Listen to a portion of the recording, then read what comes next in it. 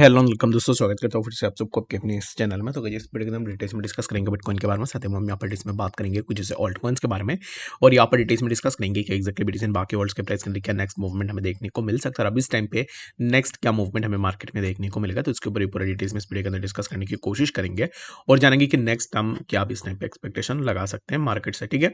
तो सोलाना को मैंने क्लोज यहाँ पर कर दिया था क्योंकि यहाँ पर इसी रेजिस्टेंस से मुझे अर्ली एक रिजेक्शन देखने को मिल रहा था। ठीक है, तो अभी इस टाइम पे देखो तो still Solana is getting rejection, और मुझे अगर यहाँ से ब्रेकआउट मिलती है जहाँ पर मैंने पहले भी मार्क करके रखा हुआ था 41.981 या फिर 42 के आसपास जो है यहाँ पर जोन है, इस जोन से अगर मुझे ब्रेकआउट मिलती है तो then for sure I will go for a long position in Solana. ठीक है,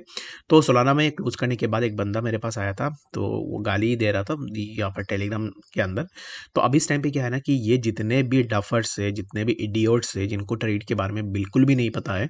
सिर्फ सपोर्ट एंड रेजिस्टेंस के बेस पे ट्रेड करते और खुद को ट्रेडर भी बोलते, तो अगर आप यहाँ पर सिंपली सपोर्ट एंड रेजिस्टेंस के बेसिस पे आज के डेट में ट्रेड करोगे तो आप कभी भी प्रॉफिटेबल नहीं हो सकते हो। ठीक है, yes we can take the support as a reference but we can't take support so seriously। ठीक है, अभी इस टाइम पे जैसे कि मैंने यहाँ पर रेजिस्टेंस, सिर्फ रेजिस्टेंस मेंशन किया है कि रेजिस्टेंस है, प्राइस रेजिस्टेंस ले रहा है, there is only one reason जहाँ पर हमें ये रेजिस्टेंस देखने को मिल रहा था। बट इंडिकेटर्स एंड अगर कैंडल स्टिक का जो यहाँ पर फॉर्मेशन है उनको अगर आप देखोगे, according to this price accumulate होने के बाद या तो प्राइस यहाँ से अच्छा खासा मूवमेंट लेगा ऊपर की तरफ, ये मैं आपको दिखा देता हूँ कि सोल में क्या मूवमेंट हो सकता है। अगर ब्रेकआउट होती है तो प्राइस कुछ इस तरीके से यहाँ पर स्ट्रेट फॉरवर्ड एक अपवर्ड में मूव करेगा। ठीक है, जो कि $50 के आसपास भी सोलाना जा सकता है। अगर यहाँ से नीचे की तरफ ब्रेकडाउन होता है, अभी इस टाइम पे चांसेस ना थोड़ा कम ही है कि नीचे ब्रेकडाउन हो, तो इसके लिए मैं वेट कर रहा हूँ कि मुझे कंफर्मेशन मिले, उसके बाद मैं अपना एंट्री लेने की कोशिश करूंगा। अगर प्राइस ऊपर नहीं जा पाती है तो फिर सिमिलर काइंड ऑफ में $32 के आसपास यहाँ पर एक प्राइस देखने को मिल सकता है। सबसे पहले तो प्राइस इसी जोन के आसपास आएगा 35 के आसपास, एंड लेटर यहाँ से हमें प्राइस के अंदर फर्दर और भी ड्रॉप डाउन देखने को मिल सकता है। But the opportunity for the upward move is high, तो अभी इस टाइम पे मैं आपको यही बोल सकता हूँ कि ऊपर जाने की चांसेस ज़्यादा है। अगर यहाँ से ब्रेकआउट लेता है तो ऊपर हम एक अच्छा सा अपवर्ड मूवमेंट में जा सकते हैं। तो यहाँ पर क्या है ना कि बहुत सारे लोग सपोर्ट एंड रेजिस्टेंस के ऊपर, प्योरली सपोर्ट एंड रेजिस्टेंस के ऊपर बेस करके ट्रेड करते हैं, तो उनके लिए मैं बस यहाँ पर यही रेकमेंड करूंगा कि अगर आप सपोर्ट रेजिस्टेंस के ऊपर बेस करके अपना ट्रेड लेते हो, वेल एंड गुड, मुझे इसमें कोई दिक्कत है नहीं। बाकी अगर कोई भी ट्रेड यहाँ पर शेयर कर रहा है, उसके ट्रेड के अंदर अगर आपको सही लगता है तो फिर उसके अंदर जाओ, अगर नहीं लगता है तो फिर उसको इग्नोर करो, उसमें कोई दिक्कत वाली बात नहीं है। The second thing is that कि लोगों का यहाँ पर कुछ ऐसे, जो यहाँ पर मैं बोल रहा हूँ ना, कुछ इडियोट्स से जिनको पता नहीं होता है ट्रेड्स के बारे में, तो वो क्या बोलते हैं कि आपका टारगेट्स इतना कम क्यों होता है। टारगेट्स मैं चाहूँ तो मैं टारगेट्स ना एक ही यहाँ पर कॉल में मैं टारगेट्स 5% तक का रख सकता हूँ। उसमें मेरा क्या है, स्टॉप लॉस अगर हिट होता है तो तुम लोगों का ही होगा, तुम लोगों का लॉस होगा, मेरा तो यहाँ पर कुछ आता जाता है नहीं। क्योंकि सबसे पहले तो मैं चीज़ ये बता दूँ कि जितने भी यहाँ पर जो इडियट्स टारगेट्स के लिए बात करते हैं ना कि टारगेट्स इतनी कम है, टारगेट्स इतनी कम है, ये क्रिप्टो मार्केट है, ये तुम्हारा यहाँ पर खुद का रन किया हुआ कुछ भी मार्केट नहीं है, इसके अंदर कुछ भी हो सकता है, क्योंकि अभी तक यहाँ पर उसके ऊपर कोई भी स्ट्रिक्ट गाइडलाइंस नहीं है। इसलिए इसलिए क्या होता है कि मार्केट के अंदर एक अच्छा सा वोलेटिलिटी रहती है। And the second thing is that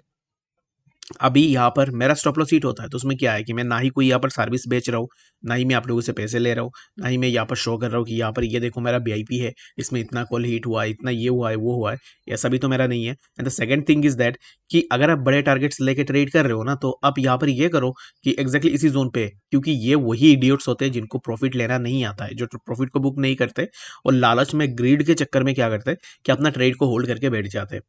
मैं हमेशा टारगेट्स, जो पहला जो मेरा टारगेट होता है उसको मैं 1.60 या फिर 1.70 के आसपास रखता हूँ। रीजन बिंग, अगर वहां से मुझे एक पॉजिटिव मोमेंटम मिलती है, और जितने भी मैं कॉल शेयर करता हूँ उनके अंदर 3 या फिर 4 टारगेट्स हमेशा हमेशा हिट होते हैं, जो कि 8 to 10% के आसपास जो है यहाँ पर हमेशा प्रॉफिट मिलता ही है। ठीक है,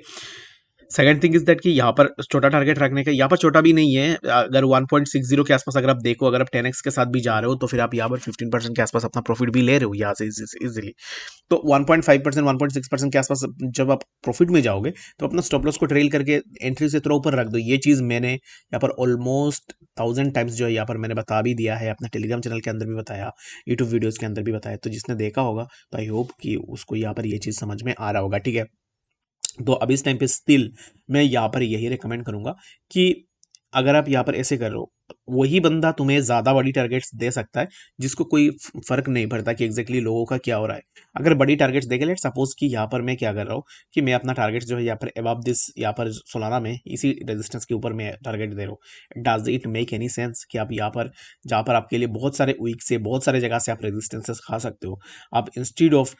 फॉलोइंग दिस पर्टिकुलर थिंग्स आप यहाँ पर डायरेक्टली अपना इतनी बड़ी टारगेट से रख रहे हो, ठीक है। तो ये एक बेवकूफ़ी होती है एंड मैं ऐसा बिल्कुल भी ट्रेड नहीं करता हूँ। और जितने भी इडियोट्स है जिनको ट्रेड के बारे में तो कुछ पता है नहीं, ये तो मैं यहाँ पर 1000% श्योर हूँ, जिनको ट्रेडिंग के बारे में बिल्कुल भी पता नहीं है, सपोर्ट एंड रेजिस्टेंस को लगा के और कुछ पैसे लेके ना, उनके पास यहाँ पर मान लो कि $100 होंगे, तो $100 लेके आएंगे गैम्बलिंग करने के लिए मार्केट में कि उसको आज तो हमें यहाँ पर $200 बना के जाना है। तो सिमिलर काइंड ऑफ कुछ इस तरीके के गैम्बलर्स होते हैं जिनको मार्केट के बारे में बिल्कुल भी समझ नहीं है।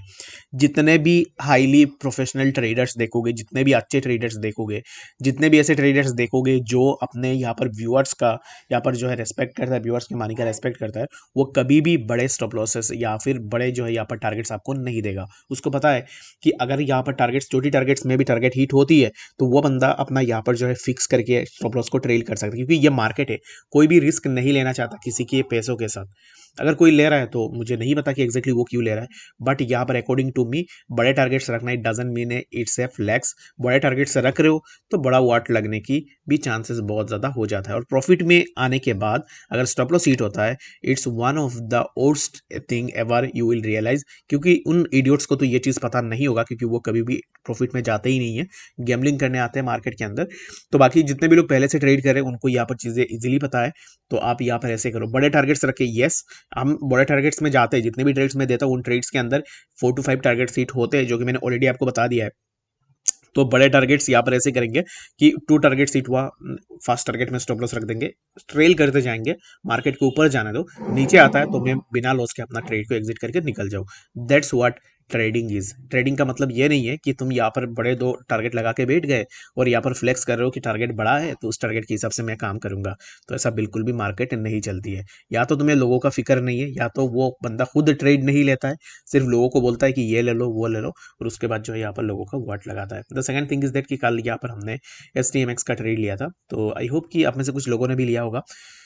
मेरा ट्रेड था अराउंड इसी जोन के आसपास, और यहाँ से देखो कि जितने भी लोग बोलते हैं ना कि टारगेट चोटी है 5.30%, ये तो अभी और भी ऊपर जाएगा, यहाँ पर कम नहीं है, प्राइस समवेयर अराउंड यहाँ तक जा सकता है। बट मैं क्यों लोगों को ये बताऊँ कि प्राइस यहाँ तक जाएगा, क्यों लोगों के फंड्स के साथ मैं खिलवाड़ करूँ। ये मार्केट है, कुछ भी हो सकता है। कोई मेरे ऊपर ट्रस्ट करके बहुत बड़ी फंड लगा के बैठ सकता है और इसी जोन तक वेट कर सकता है, अगर यहाँ तक हिट ना हो तो उसको भी बुरा लगेगा। बट यहाँ पर इमेजिनरी हम यहाँ पर यही बोल सकते हैं कि जब भी प्रॉफिट होता है प्रॉफिट को बुक करके रख सकते हो, क्योंकि यहाँ पर मुझे भी ऐसा लगता है कि अगर मैं यहाँ पर कंफर्म भी हूँ फिर भी मैं आपको नहीं बताऊंगा कि एग्जैक्टली आप बहुत बड़ी फंड लगा दो या फिर ऐसा कुछ कर दो। कुछ भी हो सकता है, टेक्निकली आप देख रहे हो चीज़ों को, यस आप टेक्निकली देख रहे हो, बट इट डजेंट मीन कि आप जो है गारंटी देके किसी को भी कुछ बता दो, क्योंकि नथिंग इज 100%। एंड यहाँ पर अगर आप यहाँ पर लॉजिकली सोचोगे कि अगर आपके ऊपर इतने लोग ट्रस्ट करते हैं और उनको आप यहाँ पर बोल रहे हो कि यहाँ तक प्राइस श्योर आएगा, तुम पैसे लगा के रखो, this is kind of A gambling और काइंड ऑफ मिसलीडिंग और मिसगाइडिंग द ऑडियंस। तो ये चीज़ मैं बिल्कुल भी नहीं करता और मैं किसी को ये रेकमेंड भी नहीं करूँगा, क्योंकि पैसे आपका ही हार्ड अर्न पैसे होते हैं, जो भी अगर लॉस होता है तो लॉस आपका ही होता है, प्रॉफिट भी आपका होता है। तो बाकी चीज़ों को समझो एंड जितने भी गैम्बलिंग के टाइप ऑफ ट्रेडिंग आप करते हो तो उनसे बच के रहो, क्योंकि पैसे इजीली नहीं बनेंगे। You have to give your time on the market, और जहाँ पर आपको प्रोसेस को फॉलो करना है, अकॉर्डिंग टू द प्रोसेस आप अपना पैसे को यहाँ पर जो है हो सकता है कि प्रॉफिट में बदल सकते हो। मार्केट बहुत ही ज़्यादा रिस्की है, ये चीज़ मैं हमेशा बोलता हूँ और अभी इस टाइम पे भी बोलूँगा। It doesn't mean you will never conquer the market. आप मार्केट के फ्लो में चलोगे, कभी प्रॉफिट को भी लॉस, सिमिलर काइंड ऑफ यहाँ पर चीज़ें आपके साथ होते रहेंगे। बाकी इस चीज़ को अगर एक्सेप्ट करोगे तो वेल एंड गुड, अच्छे से चलोगे, अगर नहीं करोगे तो फिर जितने भी गेमलर्स हैं उनके तरह ही आपका लॉस होने की चांसेस बहुत ज़्यादा हो जाएगा, ठीक है। तो बात करते हैं यहाँ पर BTC के बारे में। BTC अभी इस टाइम पे चल रहा है अराउंड इसी जोन के आसपास 34,770 के आसपास। एंड BTC में हम यहाँ पर नेक्स्ट एक्सपेक्टेशन यही लगाएंगे कि प्राइस हमें इसी जोन पे देखने को मिले, जो कि है